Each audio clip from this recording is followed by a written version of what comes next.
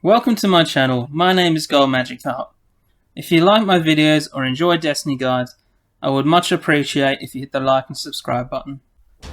For those who haven't been keeping up with Destiny's news, Bungie has named the next two expansions, and I thought it'd be fun to guess what's coming. I want you to take what I say in this video with a grain of salt.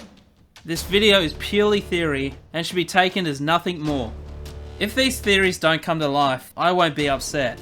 If it doesn't happen, it doesn't happen. But I had fun making this video, and I hope at the very least you enjoy it. Destiny has continuously teased a new high villain, Savathûn, the Witch Queen. A master of lies, she is the sister of the raid boss, Oryx from the Taken King. Savathûn herself has appeared in Destiny's lore since 2015, and has been the subject of rumour ever since. She works from the shadows, deceiving all and filling them with lies. So what we know of her could just be. She was part of the Hive's birth when she made a deal with the Worm Gods, worked with Riven to take the Dreaming City, corrupted the Crown of Sorrow, and possesses with her song. In fact, I believe some of the major players in the tower, hearing her song, are starting to be possessed. There's a lot of theorising going around about the second set of darkness subclasses, and if we're getting them. Most of them speculating it to be a poison or corruption subclass, taking ideas from the Thorn and the Narcotic group's gauntlets for the Warlock, and it being the very element that corrupted the Crown of Sorrow. I can see the corruption as a real possibility with the next DLC focusing on the Witch Queen herself. So where are we going in the Witch Queen? Well, there has been a theory that Bungie will bring out the Dreadnought. There's also a matter of Bungie's promise to make sure each expansion comes with a new zone, and I believe it to be Old Chicago. Old Chicago is located on Earth, ruins of a civilization that existed during the Golden Age before the events of the collapse. Once thriving, its streets now flooded with a murky swamp. It was an early Destiny concept which was scrapped, never making it to the game, but so was Europa, and with it fitting the colour palette of the Witch Queen logo, I think this is the most likely zone to show up. Now for the dungeon of the expansion. I think it would be really awesome if it was centered around a war moon. A war moon is a satellite converted into a warship by the Hive and is a mobile home for the Hive species during their genocidal campaign across the universe, and is the very reason why the Hive still lives within the Earth's moon. With Lightfall being about 2 years out, there is very little info we know about this expansion. But what we know is, Lightfall is where the Light and Darkness saga will end, in a great battle marked by the biggest threat in the history of the franchise, and one that Bungie has been building to since Destiny Vanilla. Everything around this working title appears to indicate that significant changes are coming to Destiny 2, and the potential for the end of everything known thus far. Let's begin with the motivation of the Darkness giving their powers to us, assuming in fact we're getting corruption in Witch Queen and a third in Lightfall. It's hard to define what the dark and light really are. It's not as simple as good and evil. Just look at the story of the Iron Lord's creation and the wickedness of the light-wielding warlords before them. Is the darkness looking to add us into its ranks, like it has with so many races?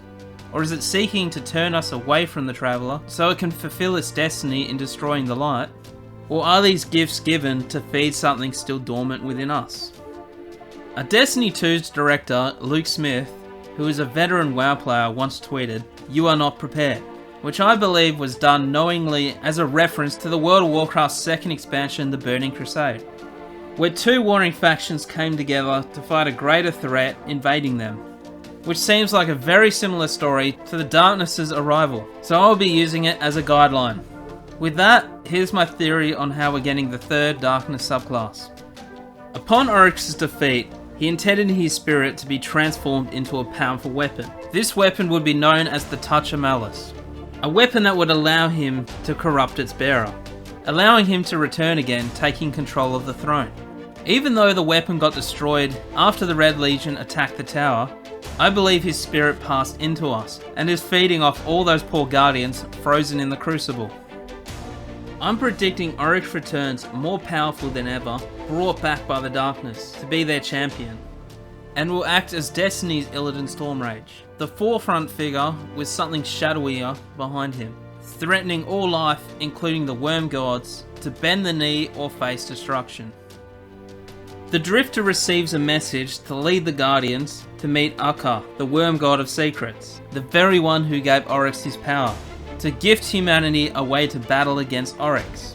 But only Eris Morn, the Stranger, and you follow the Drifter to receive the gift. While Zahala, Akira Ray, and the Crow insist the light is the way to destroying Oryx, further planting a division between the two parties, setting up for a split in the future, eventually posing a choice to players where they have to choose between the darkness or the light, similar to the Alliance and Horde split. So what is this gift to humanity? Well, it's the very one offered to Oryx, the third subclass, Taken. One of the most common speculations out there is, will there be a new faction race? I believe the ghostly figures that are at the forefront of the mystery of the pyramids will finally show up. Commonly known as the Veil, I think they'll be very common in the new location of the expansion, being inside a pyramid ship. Perhaps after the defeat of the darkness, it ushers in a new golden age, and the Guardians look to expand their influence in other parts of the universe, while the infighting continues whether we keep using the dark subclasses or not. When was the last time you logged onto Destiny and thought, let's roam around on the destinations? It's a shame because Destiny's world building is at its best when it comes to destinations. But unfortunately, since the start of D2, there hasn't been much innovation, apart from the well-liked Legend and Master Lost sectors. And in this part of the video, I'll be going over how I think destinations can become a relevant part of the game again. I think the first most obvious change would be to have loot relevant to the current game. It seems crazy that if you go to Demeron K on Earth, most of the rewards there are sunset, static, weapons and armor. And I would like to see the vendors update similar to how Gambit and Crucible were, where you can reset every 15 ranks to get additional materials, while having an overall rank that doesn't reset with cosmetic rewards at certain ranks. I was thinking the classic ship shader emblem and maybe some tiered weapon skins if we want to get fancy. I think it'd be a good idea, instead of having planetary material increase your rep, have any activity on the planet increase it instead, with each rank giving a random rolled piece of armor or weapon of the planet's loot pool. Furthermore, bring back the flashpoint for the week and have it drop as a high stat piece. Speaking of the flashpoint, I think it should return as a pinnacle drop, while bringing a weekly rotating buff for a random subclass to recharge faster, similar to how Europa's Eclipse Zone works, while also allowing all activities on that planet to give double rep while it's the flashpoint.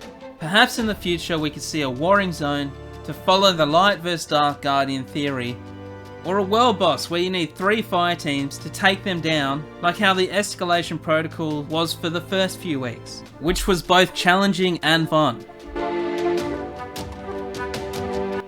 I think most people, if not everyone, can agree that sunsetting sucked, and I'm worried the player base and Bungie will forget the reason why sunsetting was introduced. Here's a reminder: players didn't feel the need to chase the new weapons of a season, as the ones they had were just as good. Currently, that problem will arise down the track when we forget the sting of sunsetting, and I'm going to put out there a potential fix. Each season, weapons that are over a year old should rotate in and out of seasons, season by season. And I say rotate so we can reuse old rolls, as well as adding new options with new perks when they return, opening up further options. I believe this will bring balance to chasing new weapons for your arsenal, while not having those guns left with a permanent use by date. Now you might be thinking saving years and years of weapons is going to fill up your bank pretty quick, and it will, unless the collection book updates to store up to 3 weapon rolls per weapon.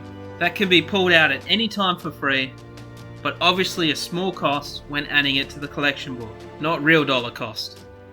I believe this version of sunsetting will tackle both questions of why should I go for new weapons when I can use my old one, and why should I go for gold rolls when it has a use by date, as well as how can I hold all these weapon rolls without Bungie increasing the vault.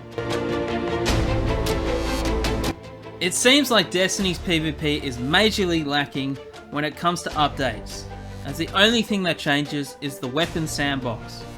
I mean, we haven't seen a new map in 2 years, In fact, we've actually lost some. And as it seems, Bungie can only make one map per year, if that. And as we're always down for as much Destiny as we can get, I had this in mind. Why not bring back Halo's Forge mode? If you're too young or unaware, Halo's Forge mode allowed players to build their own PvP maps. This will bring the potential for players to create millions of maps, perhaps even sparrow racing maps, and gives Bungie way more value for their time, as players make endless amount of content and allows Bungie to stick to making one map per year, now being a new forgeable map theme. Let's just say it's in the game already. With Beyond Light, obviously the new background theme would be the same as a Roper's theme, and the new buildable objects can be the very ones used to build a Roper. The real home run with Forge mode would be if Bungie either picks 3 of their favourite, or have us vote on 3 of our favourite each season to be added into the next season's PvP playlist. Plus, this opens the door for a sparrow racing event once a month where Bungie can add player-built maps and can run alongside Iron Banner, but obviously a week or 2 after. The real question I want Bungie to ask themselves is, after the initial setup, how much work would it really take to get those 3 new maps per season? Most people who play Trials could tell you it feels the best when the population is at its highest. And these 2 changes will increase the population size. For the first change, I suggest allowing players to keep playing on the same card over and over until they get to that 7th win. Obviously this rewards players for their time, while keeping the flawless loot, that special loot for those who reach the lighthouse. And the second, I think the mode should open up to solo players to join Trials without the freelance option to further beef up the player pool. I would love to see Destiny make a version of the raid for every player, and it doesn't even have to be mechanic based. Let's start with the fun mode. The most enjoyable bugs allow Destiny players to join a raid with up to 12 players, with this being perhaps the greatest glitch since Nightfalls were dropping double rewards. Having 12 players and removing the insta-wipe mechanic would give access to the raid for all players. Obviously the raid weapons shouldn't drop in this version as to not break the game, but if set bonuses were a thing, players struggling in normal mode can get a raid set with bonuses to increase the likelihood of tackling the normal mode of the raid. We'll skip the normal mode of the raid as that's what we have today, so let's get into the hard mode. Well, it could be as simple as having contest mode with adept weapons and armor that is guaranteed over 64 in total stats, with an emblem, shader, catalyst for the raid exotic, and the raid set as a universal ornament with more spikes or lights as possible rewards for the hard mode. In conclusion, I hope you enjoyed this video as much as I did making it, and I hope the player base continues to focus on giving positive feedback to strengthen the game. It's pretty clear that Bungie has good intentions, and negative feedback helps nobody. This is Gold Magikarp signing out. Blip blip blip.